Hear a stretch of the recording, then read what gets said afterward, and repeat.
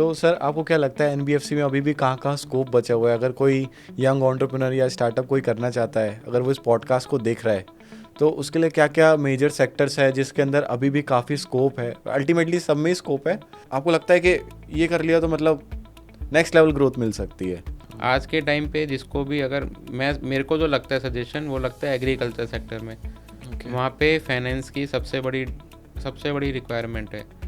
Supply chain अगर कोई उनको समझा दे, किसानों को कैसे कैसे सप्लाई चेन में इश्यूज़ है, कैसे रिजोल्व करना है। वहाँ पे सपोज़ कि कोई ट्रैक्टर के लिए फाइनेंस कर दे उनको, या रेंट के लिए कोई फाइनेंस कर दे उनको, गोडाउंस के लिए फाइनेंस दे दे, तो वहाँ से बहुत बहुत ज़बरदस्त स्कोप लगता है मुझे, जो कि अभी भी बहुत मिसिंग है। तो हम फाइनेंसिस में कैसे अप स्केलिंग कर सकते हैं, किस तरीके से मनी मैनेजमेंट कर सकते हैं जिससे हम स्टार्टिंग से ही अपनी फाइनेंशियल फ्रीडम, या आजकल आपका फायर बहुत चल रहा है कि फाइनेंशियल इंडिपेंडेंट, रिटायर अर्ली, तो इस कंसेप्ट के बारे में आपका क्या कहना है?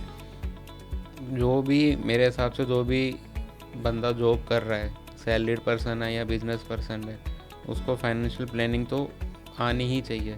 और from my point of view मैं तो ये कहूँगा कि कि ये तो एक स्कूल में ही एक स्टडी करवाना स्टार्ट कर देना चाहिए।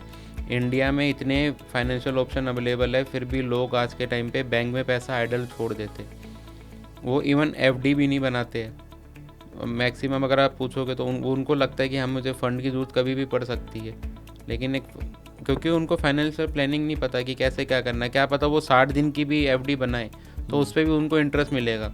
कोई 18 का है, वो 10,000 रुपये कमाना स्टार्ट हो गया है। अब उसको मतलब अल्टीमेटली सबके डिज़ायर होते हैं कि मैं यहाँ खर्च करूँगा, वहाँ करूँगा, बट उसमें से वो कितना बचा है जिससे उसको ये भी ना लगे कि मैं बहुत ज़्यादा बचा रहा हूँ, इन्जॉय क्या कर रहा हूँ। तो इन्जॉय भी नहीं छोड़ना होता। तो आपके हिसाब से क्या बेटर है इस चीज़ के लिए?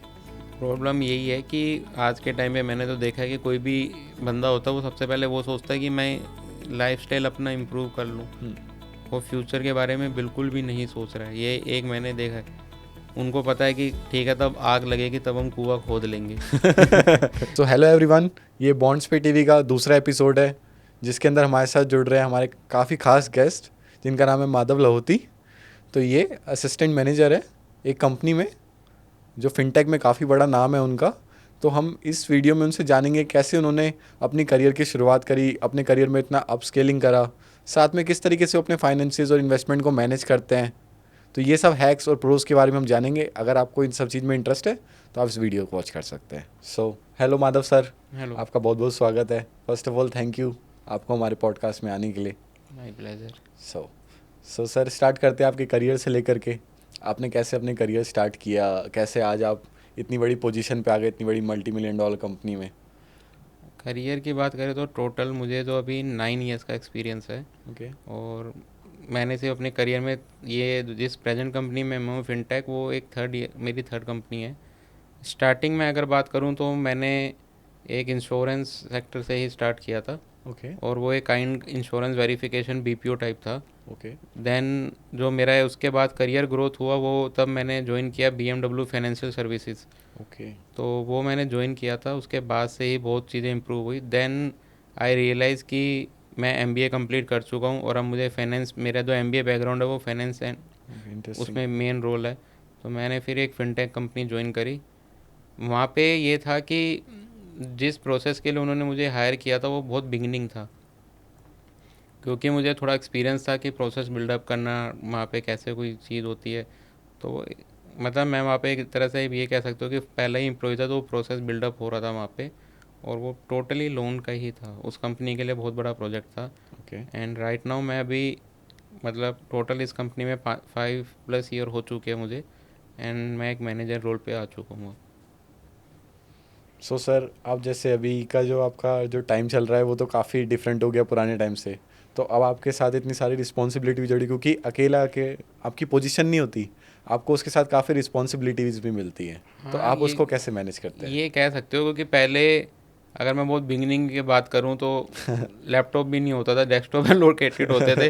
वो ऑफिस में रह गया, घर आओ, उसके बाद किसी को मतलब भी नहीं होता था। अच्छा। और फ़ोन में भी इतना नहीं था। आज के टाइम पे लैपटॉप बैग में होता है, वो शट डाउन नहीं होता, उसके सिर्फ मतलब उसको क्लोज बंद किया जाता है। फ़ोन्स पे हम 24 घंटे अवेलेबल रहते हैं। रिस्पॉन्सिबिलिटी बहुत बड़ी है, क्योंकि मैं अराउंड, देखा जाए तो 100-150 टीम जो कि लाइव मेरे सामने बैठी है उनको संभाल रहा हूँ मैं।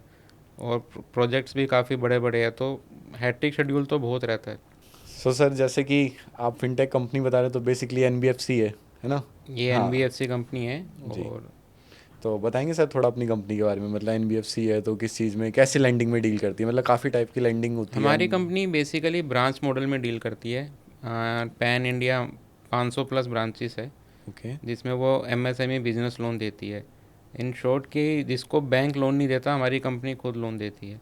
ओके जिसके पास डॉक्यूमेंटेशन नहीं होते आज के टाइम पे, लोगों जिन जो पैन इकोनॉमी में जुड़े ही नहीं है, जिनके पास पैन नंबर भी नहीं होता, ओके उनका भी हम बनवा के उनको भी हम लोन प्रोवाइड करते हैं। और ये बिल्कुल आप देखोगे तो गांव में, जैसे कि जिसके पास कैटल्स है, फार्मर्स है, और कोई छोटी सी मैन्युफैक्चरिंग यूनिट चला रहा है, उसको तक हम लोन देते हैं। और मैक्सिमम हमारी सारी ब्रांचेस आपको वैसी ही जगह मिलेगी, कि रूरल एरिया में ही मिलेगी आपको। जहाँ तक बैंक सोचता भी नहीं है कि हम इनको लैंडिंग कर सकते हैं, हम कच्चे पक्के बिल पे ही लैंडिंग कर देते। और हमारा एवरेज टिकट साइज़ जो रहता है स्टार्टिंग में, हम जो कि वो अभी 50,000 से हम स्टार्ट करते हैं, हम जाते हैं 25 लाख तक कभी हम लैंडिंग करते हैं। Okay. So basically ticket size हो गया आपकी लैंडिंग का। हाँ, टिकट साइज़ हमने बहुत स्मॉल रखा हुआ है, कंपनी ने ही बहुत स्मॉल रखा हुआ है, तो इससे थोड़ा सा रिस्क भी कम रहता है, और कस्टमर भी हमारे पास भी, कस्टमर बेस भी बहुत बड़ा होता है। ओके। सो सर बेसिकली जैसे एनबीएफसी आजकल काफ़ी बूम में है, मतलब हर आपको यंगस्टर मिलेगा कि क्विकली उसको एप्लीकेशन से ऐसे लोन मिल जाता है, मतलब कितना ज़्यादा इमर्जिंग मार्केट है ये और कितनी तेज़ी से ग्रो कर रही है।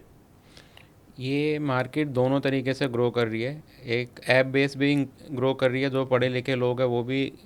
और मेरे हिसाब से ज़्यादातर लोग अभी भी मोबाइल एप्लीकेशंस पे भरोसा नहीं कर रहे, वो भी अभी भी उनको फिजिकल ब्रांचेस चाहिए जहाँ पे वो आए समझे लोन को। जो हमारा मेन, हमारी कंपनी का डीलिंग है, बहुत अनएजुकेटेड क्लास पीपल है वो। ओके वो कमा बहुत अच्छा रहे हैं, उनकी बैलेंस शीट बहुत स्ट्रॉन्ग है, लेकिन उनके पास इतना टाइम नहीं है, इतनी नॉलेज नहीं है कि वो एक एक पेपर को पढ़े, मोबाइल मोबाइल चलाए, उसमें ऐप डाउनलोड करें। नहीं, उनको सारी चीज़ें बहुत person to person, face to face समझानी पड़ती है।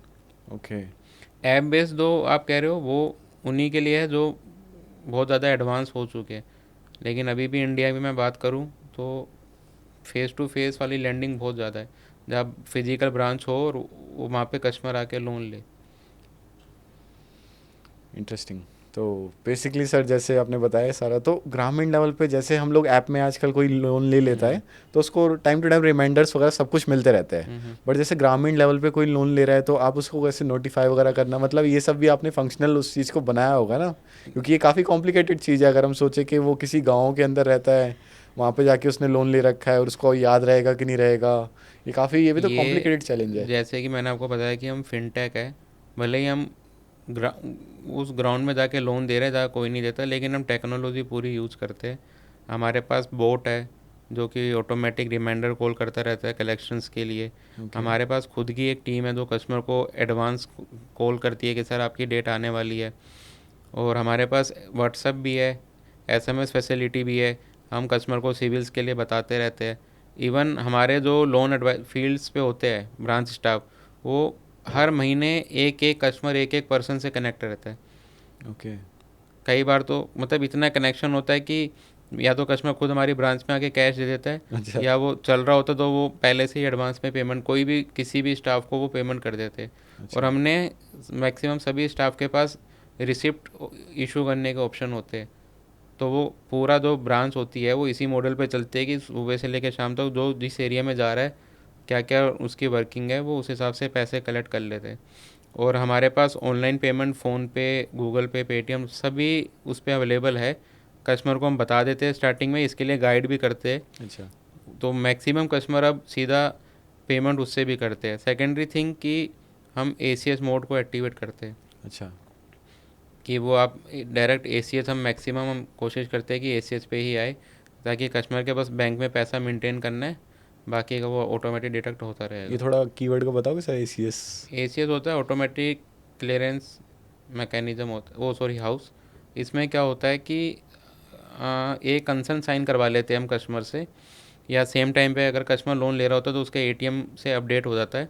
कंसर्न बैंक होता क्या है कि अगर 3 तारीख में 10,000 रुपये कस्टमर के कटने हैं, तो वो हर महीने की 3 तारीख को 10,000 रुपये ऑटोमेटिक आ जाएंगे। जैसे आप एस आई पी में ऑप्शन होता है, तो वैसे ही लोन का होता है कि ईएमआई ऑटोमेटिक बैंक से डिडक्ट होती रहेगी। बेसिकली मैंडेट लगाना हाँ, है, मैंडेट लगा देते हैं, मैंडेट लगा हाँ। देते हैं उसमें हम। सो सर जैसे कि एनबीएफसी आजकल इतना बूम में है, मतलब अल्टीमेटली पूरा fintech market as a base है इंडिया का, राइट? तो सर आपको क्या लगता है एनबीएफसी में अभी भी कहाँ कहाँ स्कोप बचा हुआ है? अगर कोई यंग एंटरप्रेन्योर या स्टार्टअप कोई करना चाहता है, अगर वो इस पॉडकास्ट को देख रहा है, तो उसके लिए क्या क्या मेजर सेक्टर्स है जिसके अंदर अभी भी काफ़ी स्कोप है? अल्टीमेटली सब में ही स्कोप है, बट ऐसी कौन सी की चीज़ें आपको तो मतलब डेटा इंसाइट्स वगैरह सब मिलते ही हैं, आप डेली बेसिस पे देखते भी हो, तो ऐसा क्या वो कर सकता है जो मतलब आपको लगता है कि ये कर लिया तो मतलब नेक्स्ट लेवल ग्रोथ मिल सकती है, काफ़ी ज़्यादा इसमें मतलब स्कोप है?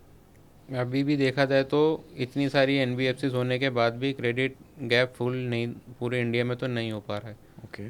मैं आपको सही बताऊं तो, और बैंक्स आज के टाइम पे आरबीआई के रूल इतने स्ट्रिक्ट हो चुके हैं कि बैंक लोन देने से पहले मतलब ये पर्सन को तो वो कंसीडर ही नहीं करता लोन के लिए। ओके। किसी को भी अगर इस सेक्टर में घुसना है तो, और यही हमारे छोटे छोटे लोग, आपको लगता होगा कि यार इनके पास तो 4 गाय है, क्या ही कमा रहा होगा।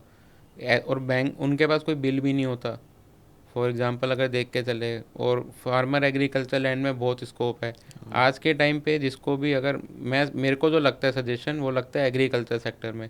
ओके। वहाँ पे फाइनेंस की सबसे बड़ी रिक्वायरमेंट है। सप्लाई चेन, अगर कोई उनको समझा दे किसानों को कैसे कैसे सप्लाई चेन में इश्यूज है, कैसे रिजोल्व करना है वहाँ पे।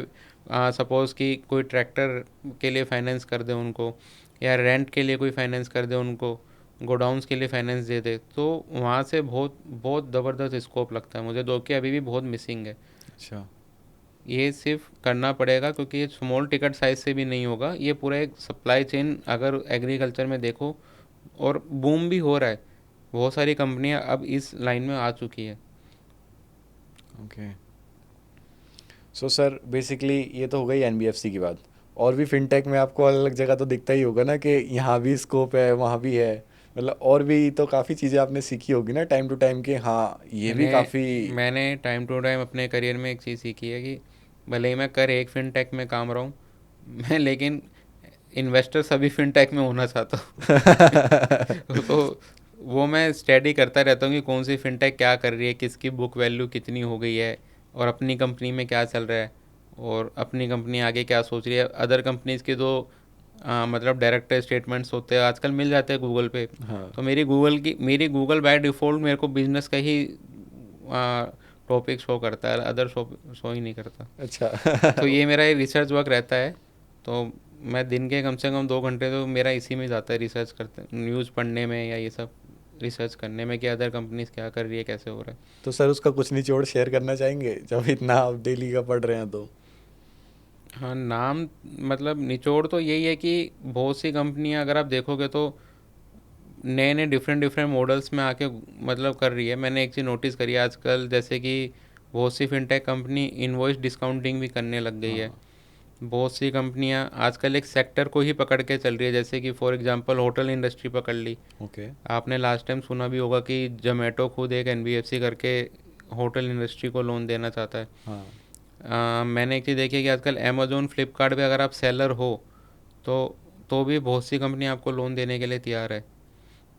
तो आजकल हर एक फिनटेक ने पहले तो अपना एक एरिया, स्कोप ऑफ एरिया बना रखा है।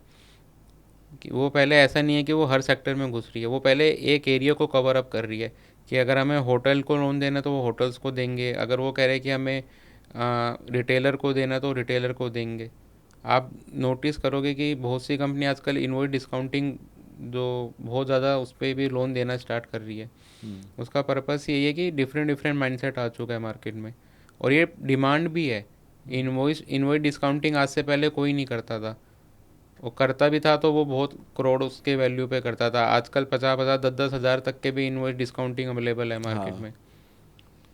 और ये तो काफ़ी मतलब शॉर्ट टर्म पीरियड के लिए रहता है, तो काफ़ी लोगों को काफ़ी वो भी लगता है इंटरेस्टिंग। हाँ, लेकिन अगर आप एक मैन्युफैक्चरर की बात करोगे तो उसको नीड है पैसों की, राइट। और 60 डेज़ वो वेट करेगा कि कब उसकी पेमेंट आएगी, कब क्या होगा।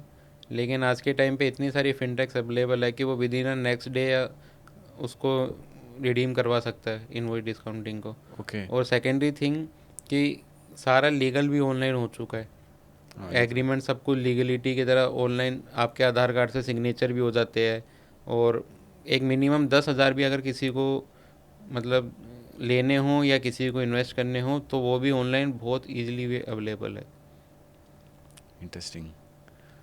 सो सर बेसिकली फिनटेक में आप कह रहे हो कि ये जो सारा क्रेडिट है, अब एनबीएफसीज में मैंने देखा है कि एनबीएफसी काफ़ी तरह की होती है। कुछ बिल्कुल सिक्योर्ड लैंडिंग करती है, लाइक मुथूट फाइनेंस हो गया जो गोल्ड लैंडिंग में कर रही हैं। फिर कुछ एनबीएफसी जो होती है आपका लाइक हो गया अलग अलग फिनटेक जो एप्लीकेशन चल रही है, वो तो अल्टीमेटली पीछे से सोर्स कर रही हैं। तो वो क्या करते हैं, वहाँ से कम परसेंट में लेते हैं और आगे सोर्स कर देते हैं। तो इसमें भी टाइप ऑफ कैटेगरीज होती है ना, आपको क्या लगता है जो टॉप 3 कैटेगरीज एनबीएफसीज में कोई चुन सकता है? सिक्योर सिक्योर लैंडिंग तो उसमें तो बैंक ही सबसे मेन रहेगा आपको। ओके।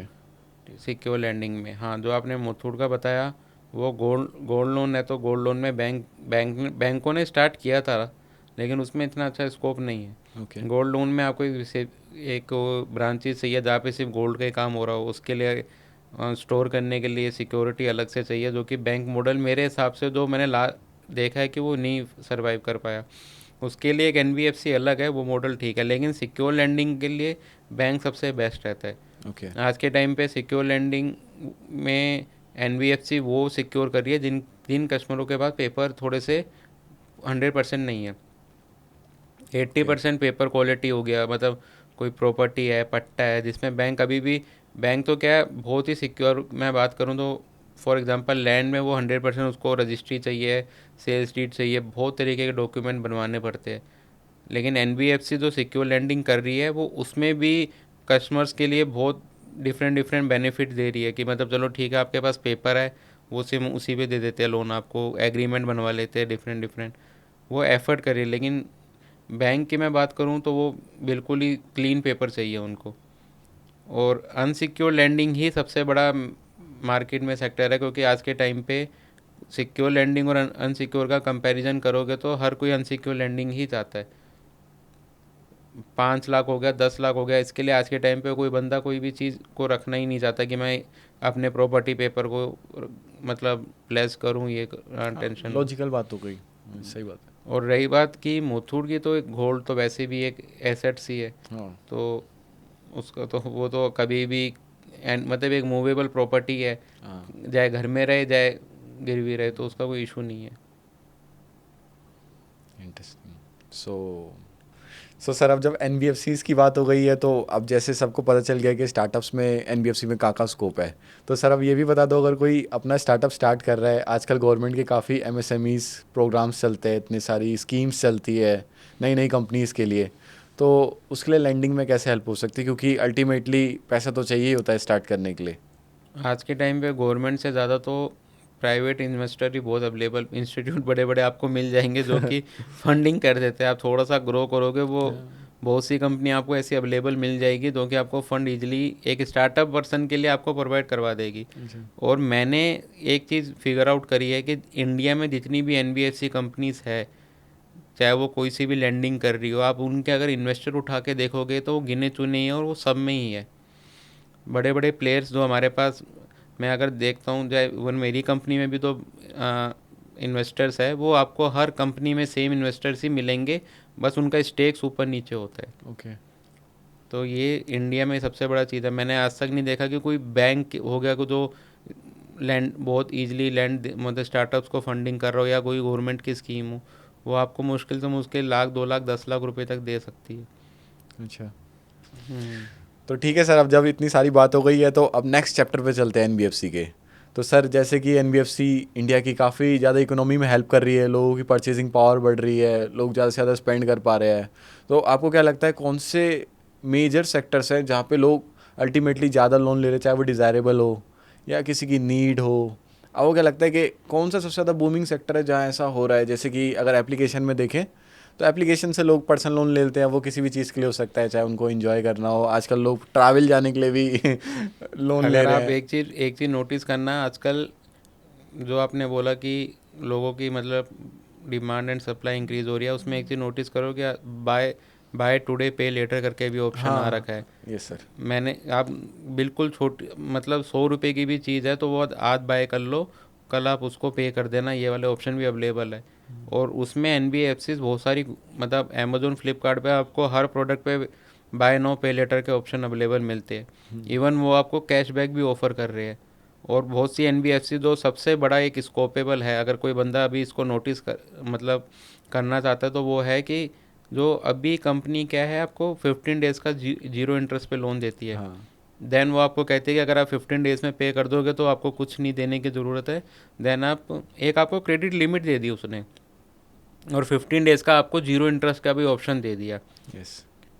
ये सबसे, अगर आप देखोगे इन कमिंग ईयर्स में, इस सेक्टर में सबसे बड़ा स्कोप है। जो कि 15 दिन अगर यूज़र ने नहीं पे करे तो देन 16वें डे से उसको इंटरेस्ट लगना स्टार्ट हो जाएगा। लेकिन 15 डेज़ का ये जो एक जीरो इंटरेस्ट पेमेंट ऑप्शन है कस्टमर के पास या जो भी बिजनेसमैन के पास, तो वो अपना वर्किंग कैपिटल तो सॉल्व कर ही पा रहा है बहुत ईजी वे में। हाँ, ये तो आपकी बात ठीक है। अल्टीमेटली परचेजिंग पावर ही हो गई कि उसकी स्ट्रांग होती जा इसमें रही है। नहीं, कंज्यूमर की भी बढ़ रही है, हम्म। प्लस सप्लायर को भी अब फुलफिल तो करनी पड़ेगी, तो उसको भी वर्किंग कैपिटल चाहिए होगा, और हाँ। कंज्यूमर को उस बाय करने के लिए भी पैसा होते हुए भी लोग आज के टाइम पे डायरेक्ट कैश में देके कोई चीज़ आज के टाइम पे फुल्ली पेमेंट करके नहीं परचेज कर रहे। वो बाय नाउ पे लेटर पे ही रख रहे हैं सारी चीज़ों को।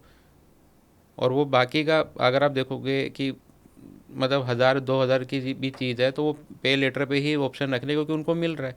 और वो 2000 रुपये आप कहीं इन्वेस्ट कर दो तो इंटरेस्ट भी अर्न हो रहा है, और उनको सामान प्रोडक्ट भी मिल जा रहा है। हाँ, तो सर जैसे बाय नाउ पे लेटर में आपने कह दिया कि ऐसे इंटरेस्ट फ्री आपको मिल जाता है क्रेडिट, तो सर वो लोग भी तो कहीं से अर्निंग मॉडल होगा ना, उनका भी काफ़ी यूनिक अर्निंग मॉडल होगा, तो उसके बारे में बता सकते हैं? ये इसमें अर्निंग मॉडल में आपको एक चीज़ बताता हूँ कि इसमें मैक्सिमम जो होते हैं कस्टमर्स, अभी अभी बहुत सी कंपनी क्या है ना, कंज्यूमर बेस इंक्रीज़ कर रही है इन चीज़ों से लेके। और इसमें आप देखोगे तो अभी 50% तो कंज्यूमर पे करता ही नहीं है, वो अपना इंटरेस्ट देने के लिए रेडी है। और 50% ही अभी आपको मिलेंगे जो आपको टाइमली पेमेंट कर दे रहे हैं 15 दिन के अंदर अंदर।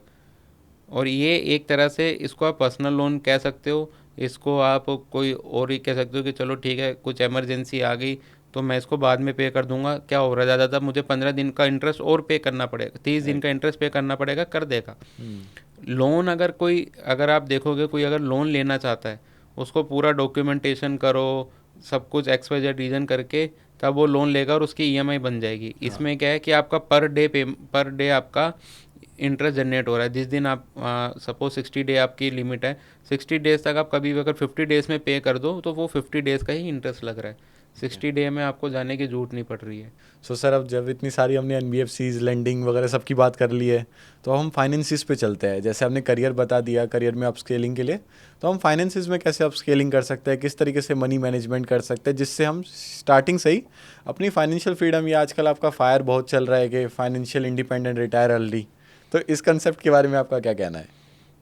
जो भी मेरे हिसाब से जो भी बंदा जॉब कर रहा है, सैलरीड पर्सन है या बिजनेस पर्सन है, उसको फाइनेंशियल प्लानिंग तो आनी ही चाहिए। और from my point of view मैं तो ये कहूँगा कि कि ये तो एक स्कूल में ही एक स्टडी करवाना स्टार्ट कर देना चाहिए। इंडिया में इतने फाइनेंशियल ऑप्शन अवेलेबल है, फिर भी लोग आज के टाइम पे बैंक में पैसा आइडल छोड़ देते, वो इवन एफडी भी नहीं बनाते हैं मैक्सिमम। अगर आप पूछोगे तो उनको लगता है कि हाँ, मुझे फ़ंड की ज़रूरत कभी भी पड़ सकती है, लेकिन क्योंकि उनको फाइनेंशियल प्लानिंग नहीं पता कि कैसे क्या करना है। क्या पता वो 60 दिन की भी एफडी बनाए तो उस पर भी उनको इंटरेस्ट मिलेगा। बिल्कुल सही बात है। और आइडियली आप देखोगे कि सपोज़ किसी को अपने सिस्टर की शादी करनी है, वो कब से पैसा जोड़ता जा रहा है, वो भी सिर्फ बैंक में। हाँ। उसका अगर गोल है कि मुझे 10 लाख रुपए में करना है, तो 10 लाख जोड़ रहा है। अगर वो उसको इन्वेस्ट करता रहे तो वो मेरे हिसाब से 7 लाख में ही उसको 3 लाख का इंटरेस्ट मिल जाएगा एक सर्टेन टाइम पीरियड के बाद। ये तो है सर, कंपाउंडिंग तो हर जगह ही चलती है। और ये क्योंकि फाइनेंशियल प्लानिंग है नहीं, बैंकिंग में लोगों को इतना मतलब कि टाइम है नहीं आज के टाइम पे कि बैंक जाए समझे चीज़ों को। ऑनलाइन भी आजकल एफडीज के ऑप्शन है, लेकिन कोई ज़्यादा उसमें इतना घुसता नहीं है। अगर आप देखोगे 7 डेज़ की भी है, 60 डेज़ की भी है, बहुत ऑप्शन मार्केट में अवेलेबल है। जैसे कि बॉन्ड्स हो गया, सबसे अच्छा यील्ड पे आपको। एनबीएफसी की हम बात कर रहे हैं, सेक्टर बूमिंग कर रहे हैं, लेकिन एनबीएफसी में एक छोटा आदमी भी इन्वेस्ट कर सकता है। 1000 रुपये का एक फेस वैल्यू का बॉन्ड आता है, वो उसके थ्रू भी उसको इन्वेस्टमेंट पे ला सकता है। किसी की मतलब कोई अगर अपना फाइनेंशियल प्लानिंग सोचे, किसी की पहली जॉब है और मेरे हिसाब से कि 18 प्लस होने के बाद सबसे पहले, जैसे एक होता है ना कि हम पैन कार्ड बनाते हैं, तो मेरे हिसाब से सबसे पहले pan card and demat account open करवाना बहुत ज़रूरी है एक हर पर्सन के लिए। ओके, ये भी काफ़ी अच्छा है सर। तो सर बेसिकली आपने मनी मैनेजमेंट तो बता दिया कि किस तरीके से आपको अपना इन्वेस्टमेंट अर्ली स्टेज से रखना चाहिए, बट उसको अल्टीमेटली ये नहीं पता चलता कि उसको कितना इन्वेस्ट करना चाहिए, कितने एज के साथ कितना अपना रिटायरमेंट फ़ंड के लिए बनाते चलना चाहिए। मतलब ये सब चीज़ें काफ़ी कॉम्प्लिकेटेड लगती है। तो अगर उसको सिंप्लीफाई करें, जैसे आपने 18 कह दिया डीमेट अकाउंट के लिए, तो वो किस तरीके से स्टार्ट कर सकता है? एग्जांपल लेते हैं कि कोई 18 का है, वो 10,000 रुपये कमाना स्टार्ट हो गया है। अब उसको मतलब अल्टीमेटली सबके डिज़ायर होते हैं कि मैं यहाँ खर्च करूँगा, वहाँ करूँगा, बट उसमें से वो कितना बचा है जिससे उसको ये भी ना लगे कि मैं बहुत ज़्यादा बचा रहा हूँ, इन्जॉय क्या कर रहा हूँ। इन्जॉय भी नहीं छोड़ना होता। तो आपके हिसाब से क्या बेटर है इस चीज़ के लिए? प्रॉब्लम यही है कि आज के टाइम पे मैंने तो देखा है कि कोई भी बंदा होता है वो सबसे पहले वो सोचता है कि मैं लाइफस्टाइल अपना इम्प्रूव कर लूँ। वो फ्यूचर के बारे में बिल्कुल भी नहीं सोच रहा है। ये एक मैंने देखा है।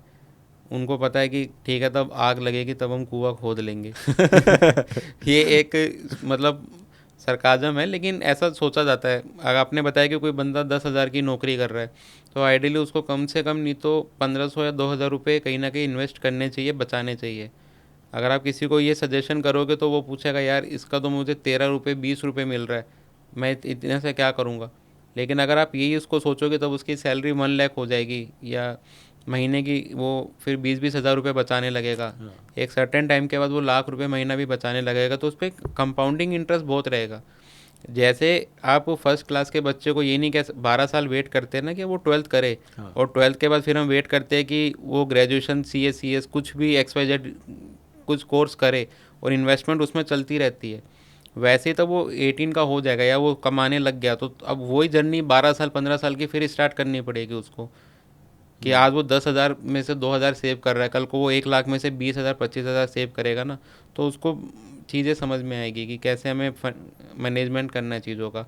और रही बात, जो बंदा 10,000 कमा रहा है तो आइडली वो फिर अपनी चीज़ें भी, लाइफस्टाइल भी वैसे ही मेंटेन करे मेरे हिसाब से। तो 2,000 रुपये 3,000 रुपये उड़ाए, 5,000 रुपये खाने पीने में लगाए, लेकिन आइडियली 1,500-2,000 रुपये पहले सेविंग के लिए सोच लेगी। अब मेरे पास 8,000 रुपये है, अब इसमें मुझे अपना लाइफस्टाइल मेंटेन करना है, या जो भी जैसा भी उसका सोच है। तो सर ये जैसे मैंने एकदम स्टार्टिंग की बात की थी कि 10,000 से वो स्टार्ट करेगा, ठीक है। एज अ सैलरी नॉर्मली इतनी ही होती है, कुछ होगी ज़्यादा मान लेते 20-30 हज़ार से स्टार्टिंग हो गई। बट जैसे आप लाखों की बात की है सैलरी की, आज की डेट में कंपटीशन भी इतना है, तो उसमें आप क्या सोचते हैं कि उसमें अप स्केलिंग कैसे हो सकती है? ये तो इन्वेस्टमेंट की अप स्केलिंग हो गई, करियर की अप स्केलिंग कैसे हो सकती है? करियर के लिए मैं एक ही चीज़ कहूँगा कि सिर्फ डिग्री से तो मुझे नहीं लगता कि कुछ आपको करियर अप स्केलिंग मिलने वाली है। ओके। प्रैक्टिकल नॉलेज जो कि एक मेजर कंसर्न है इंडिया में, जो मैंने खुद रियलाइज़ करा है, इवन मैं अपने आप को भी मानता हूँ कि मैंने जो अपने करियर में 9 साल दिए है, आई थिंक कहीं ना कहीं मेरे के पास प्रैक्टिकल नॉलेज नहीं थी। आज मैं किसी भी काम में घुसता हूँ, स्ट्रक करता हूँ, तो मैं बहुत चीज़ें देख लेता हूँ, यूट्यूब पे वीडियो देखनी पड़ती है, कोई चीज़ समझ नहीं आ रही। फॉर एग्जांपल कि मैंने आपको इतना फिनटेक का बता रखा है अभी, कि मैं तो ये मेरी खुद की रिसर्च चलती रहती है कि मैं भी एक फिनटेक में हूँ, क्या पता अदर फिनटेक वाले क्या कर रहे हैं, मेरी कंपनी क्या कर रही है, उनकी कंपनी में क्या कर रही है। इवन मैं लोगों से मिलता भी हूँ थ्रू लिंक्डइन, में कनेक्ट भी कर लेता हूँ। एंड सेकेंडरी थिंग कि बंदे को अगर कोई जॉब मिल रही है तो उसको ये आइडेंटिफाई, ये नहीं कि 10,000 की है तो मैं 10 इतने में, तो इतना ही वाला सीन नहीं होना चाहिए आज के टाइम पे। उसको ये आइडेंटिफाई करना चाहिए कि ठीक है सैलरी मिल रही है, जैसे स्कूल में हम पैसे दे के हमें पढ़ाया जा रहा है, इधर हमें पढ़ने के पैसे मिल रहे हैं। स्टार्टिंग में एफर्ट करने पड़ेंगे, आपको उस कंपनी में प्रोसेस समझना पड़ेगा कि क्या चल रहा है। आज बहुत से लोग, इवन आप यकीन नहीं करोगे कि कंपनी में काम कर रहे हैं, उन्हें ये नहीं पता कि उनकी कंपनी कितनी बड़ी है। उन्हें एक पर्टिकुलर एक अपना रोल पता है कि मैं 9 बजे आऊँगा, 6:30 बजे मुझे हो जाएगा, मुझे सपोज़ इतनी फाइलें या इतना ये टास्क पूरा करना है, बस उसके बाद मेरे को वो, लेकिन वो ये समझने स्टार्ट करेगी कैसे कंपनी वर्क कर रही है। हर एक पर्टिकुलर बंदे को ये समझना चाहिए कि कैसे कंपनी वर्क करती है, ये फंडिंग कहाँ से ले रही है। फॉर एग्जांपल मैं इसमें कैसे इन्वॉल्व हो सकता हूँ।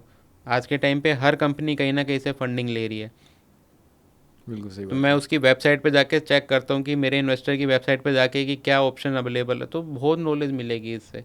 और अपने ही फील्ड में वो वहाँ पे समझेगा, अपने ही प्रोसेस रिलेटेड आज के टाइम पे यूट्यूब हो गया, अदर अदर सोर्सेज हो गए, फ्री में कंटेंट अवेलेबल है। अगर वो एक्सप्लोर करना चाहे तो ग्रोथ करना चाहे कर सकता है, लेकिन एक अच्छा काम करने से 9 से 6 बजे तक डिसिप्लिन रहने से कभी ग्रोथ नहीं होने वाली किसी भी एक पर्टिकुलर बंदे की। तो सर अब ये एक लास्ट क्वेश्चन है, इसके अंदर मैं आपसे जानना चाहूँगा, अब आपने बता दिया आप स्केलिंग भी और उसकी इन्वेस्टमेंट भी, तो अल्टीमेटली अब वो स्टार्ट कर रहा है और आप कह रहे हो उसको हार्ड वर्क करे, ज़्यादा से ज़्यादा चीज़ों के बारे में करेज दिखाए, उस चीज़ में पढ़े, आगे बढ़े, तो ये सब तो वो कर लेगा।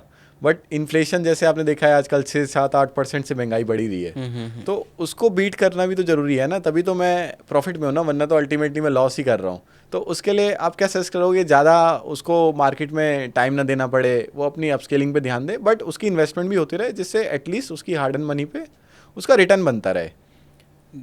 आज के टाइम पे मार्केट में बहुत बहुत प्लेटफॉर्म्स अवेलेबल है, बहुत चीज़ें ऑन डिमांड, मतलब मोबाइल एप्लीकेशंस है कि आपको इन्वेस्टमेंट के लिए कहीं जाने की ज़रूरत नहीं है, वहीं पे प्लेटफॉर्म पे मिल जाएगा।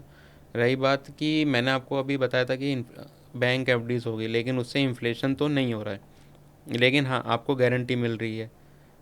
किसी भी एक बंदे को अपना, मतलब जो पोर्टफोलियो मैनेजमेंट करने में सबसे पहले देखना पड़ेगा कि उसको कितना फ़ंड डेली रिक्वायरमेंट होता है।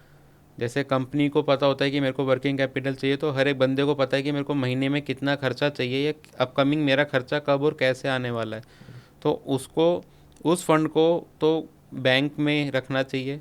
अदर फंड जो आपने इन्फ्लेशन का बताया उसको बीट करना है तो उसका, उसके लिए भी बहुत सारे प्लेटफॉर्म अवेलेबल है। सबसे बड़ा तो म्यूचुअल फंड है, और अभी जो एक अमर्जिंग प्लेटफॉर्म अगर आप देखोगे, ऑप्शंस प्लेटफॉर्म तो नहीं, ऑप्शन वो है बॉन्ड्स मार्केट। मल्टीपल एनबीएफसीज हो गई, मल्टीपल, जिस तरह बैंक एनबीएफसी उनको लोन देती है ना जिनको बैंक लोन नहीं देता, वैसे ही बैंक एनबीएफसी को भी लोन नहीं देती इतनी आसानी से। तो इनके पास ऑप्शन रहता है कि हम पब्लिक के थ्रू जाए, और बहुत ही अच्छा, क्योंकि बैंक बीच में से हट गया, तो अब एनबीएफसीज भी क्या करती है, पब्लिक को अच्छा रेट ऑफ इंटरेस्ट देती है, तो उसमें बॉन्ड्स ऑप्शन अवेलेबल है, आप उसमें जा सकते हो। आप अपने पोर्टफोलियो में इनवर्ड डिस्काउंटिंग को ऐड कर सकते हो, थोड़ा बहुत इक्विटी ऐड कर सकते हो। आपको अपनी पहले तो नीड समझनी पड़ेगी, अपनी फैमिली फाइनेंशियल प्लानिंग समझनी पड़ेगी, आपके ऊपर कितने लोग डिपेंडेंट है और आपकी सैलरी कितनी है और कैसे आप आगे का सोच रहे हो। हाँ, लेकिन मेरा सिंपल पॉइंट है कि सिर्फ बैंक एफडी पे लोग अब मतलब बैंक बैलेंस या बैंक एफडी पे रहेंगे, तो मुझे नहीं लगता कि ये आज के टाइम पे ये उनको, क्योंकि इन्फ्लेशन ही 7% का है, बैंक एफडी भी इतने की चल रही है, तो वो जो जीरो सम गेम हो गया। कहीं ना कहीं उनको अदर ऑप्शन करने पड़ेंगे, और अदर ऑप्शन है मार्केट में अवेलेबल्स, म्यूचुअल फंड्स हो गए, बॉन्ड्स हो गए, और जैसे कि शेयर मार्केट भी है, लेकिन अगर किसी के पास टाइम नहीं है तो फिक्स इनकम वाले ऑप्शन पे ही ज़्यादा डिपेंडेंट रहना पड़ेगा उनको। तो थैंक यू सर, आपने इतने सारे फाइनेंसेस, इतनी स्टार्टअप्स और ये सब लैंडिंग के बारे में हमको इतना कुछ बताया, उसके लिए आपका बहुत बहुत शुक्रिया सर, यहाँ आने के लिए और हमको इतनी ज़्यादा इन्फॉर्मेटिव चीज़ें बताने के लिए आपका बहुत बहुत शुक्रिया thank sir. You, my pleasure.